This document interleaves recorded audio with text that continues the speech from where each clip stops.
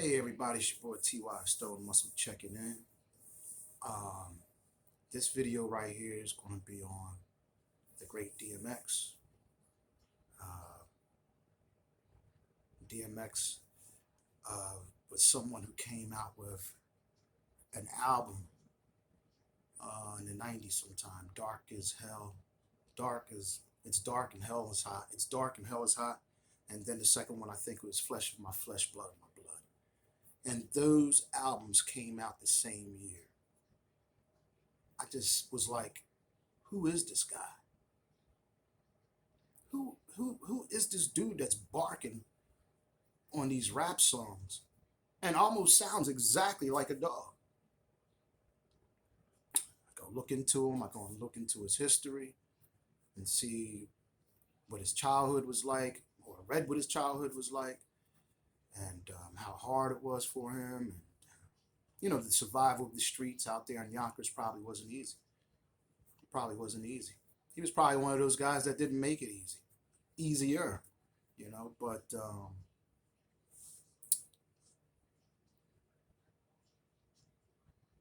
that album was monumental. Both of those albums were monumental.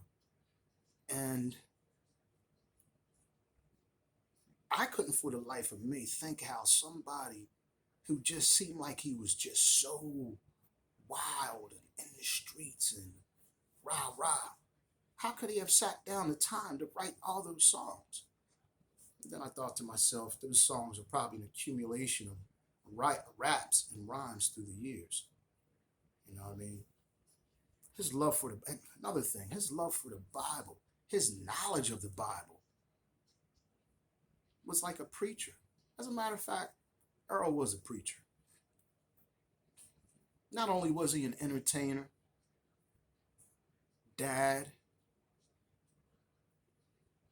sort of a social activist, not really putting, too much of his 2 cents into the wrong things that were going out here in the world, but still being seen and still being heard, still somehow inputting what he wanted to say, either in songs or interviews or, just in general, I just don't understand how this guy was special. He was special. And the love that people had for him all across the world. Can you imagine going to Paris, Scandinavia, Switzerland, Yugoslavia, and being known? Not just because of a rapper. There's a billion rappers out here. And I bet you people in Yugoslavia all across the world didn't know knew didn't know X was going to be just so popular and just so well loved and liked. Yo, X was the man. He was the man. I also heard one time that he was he would challenge brothers to a race. You know what I mean? Or brothers would probably challenge him to a race. And I can't recall one time where he said he lost that race. So the dog was running like a dog. But he was special, man. My condolences to uh, his fiance, Desiree, his wife, Tashira, ex-wife, Tashira, who gave a phenomenal speech. And I think it was his eulogy, passing, whatever they call it. I don't, funerals. I don't really, I don't go to a lot of funerals. I mean, my immediate family, I do, but I just don't attend a lot of funerals. I think they're real sad. I'm not there to show anybody up by dressing real nice or anything like that. I'd rather just, I'd love to pay my respects, and I always talk to the family members of the person of the deceased, but you know, uh, I just didn't want to. I just don't attend funerals. Um, DMX. And he put on some weight too. Him and Snoop in that versus battle. I couldn't believe how big he was. You know what I mean? But that was a side to me that, you know what I mean, he was doing better. He was getting healthy. He was probably staying away from, certain things, but his appetite just picked up big time.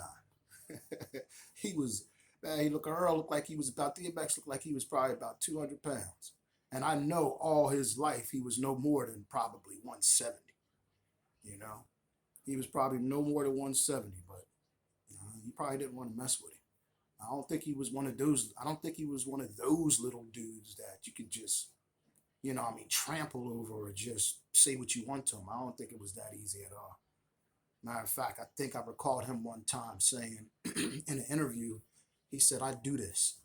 He said, when it comes to scrapping, he said, I know that I can do a lot of damage. It was something to that effect. I don't want to, not say that I'm repeating him word for word, but I'll never forget him saying that. And you know what? I believed it.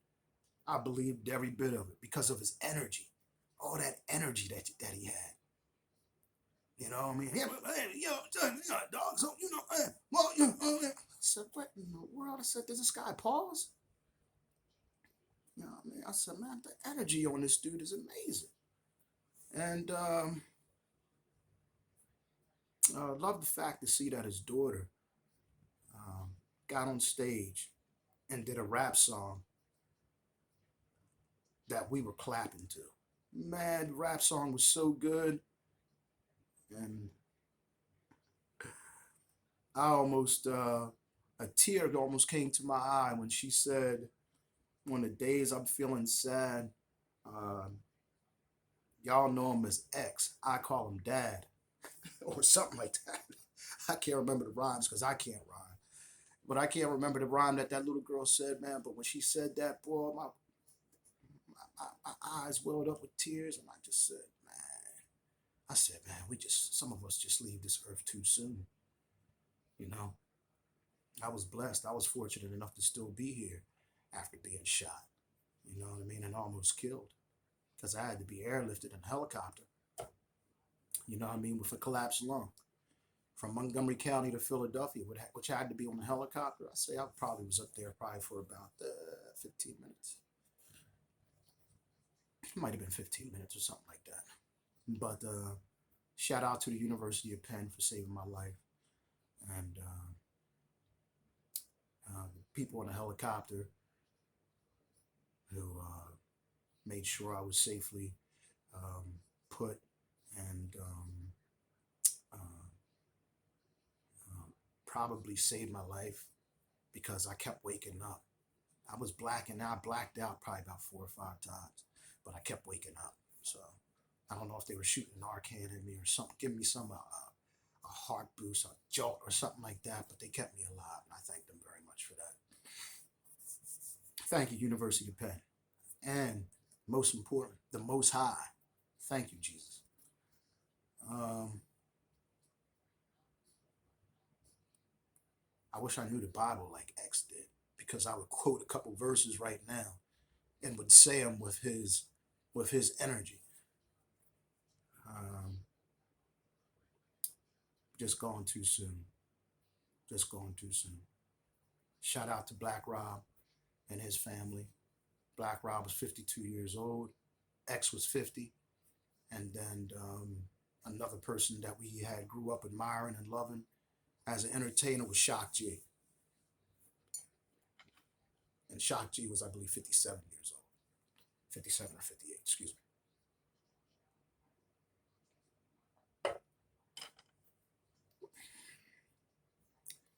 Uh, DMX. I don't want to miss anything. I want to say all that I have to say on him because he really was an influential um, human being. He was a loving father. He was a loving husband. Uh, maybe. I don't know. I don't know anything about that. They never really got too much into X's personal life, and I agree. But I'm pretty much going to close this out because I did want to say something about DMX, and I did want to uh, let people know that of the influence that he had on this country in 1996 or 7. I can't remember when that album came out. I just can't remember. Um, I promise I'll start writing down these dates and stuff like that so I don't say anything wrong. But if I do say something wrong as far as dates, how old they are, misquoted or something like that, forgive me. I'm just trying to relay something that's on that point, but maybe not be those exact words. That's all. All right. So I just want to say shout out to all those um, that loved him and might have got in some light from him, because I'm sure there's a lot of dudes out here who could have easily taken up the X personal, did all this stuff, just doing all this crap, but at the same time,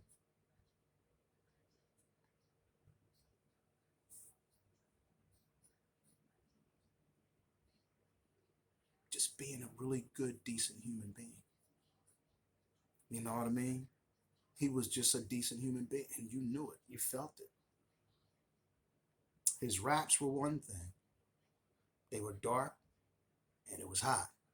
His raps were one thing. But him as a person, to me, was another. Rapping about the streets. You've done stuff in the streets. You've lived a life of hardship, foster homes, being locked up, and being tricked at 14 years old to smoke crack. I mean, that's hard, man. That's hard. Um, Man, he had a hell of a life. He had a hell of a life.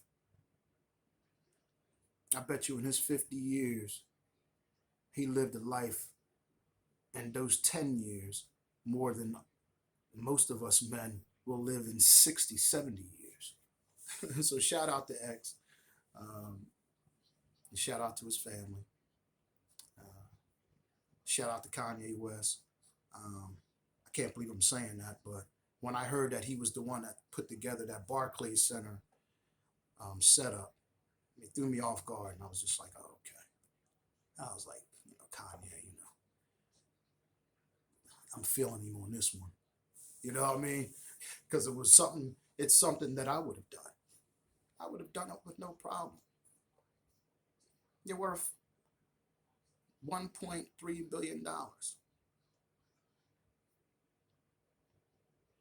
You can't take 200, $300,000 out of that to honor some guy who was put on this earth to not only give us entertainment, but to teach us lessons. All right. I think some of you guys know who I'm talking about, who just couldn't come forth and just, whatever. But some of those guys, though, are private, though. Some of those guys are private. Like Jay-Z, he's one of those guys that would do something for you for the cause, but you wouldn't know about it. So, I'm not talking about who. I'm just talking about anybody who's just could have looked out for the brother. You know what I mean? Just made sure that he was going to be given a proper burial. His donations from everybody probably would have been out there.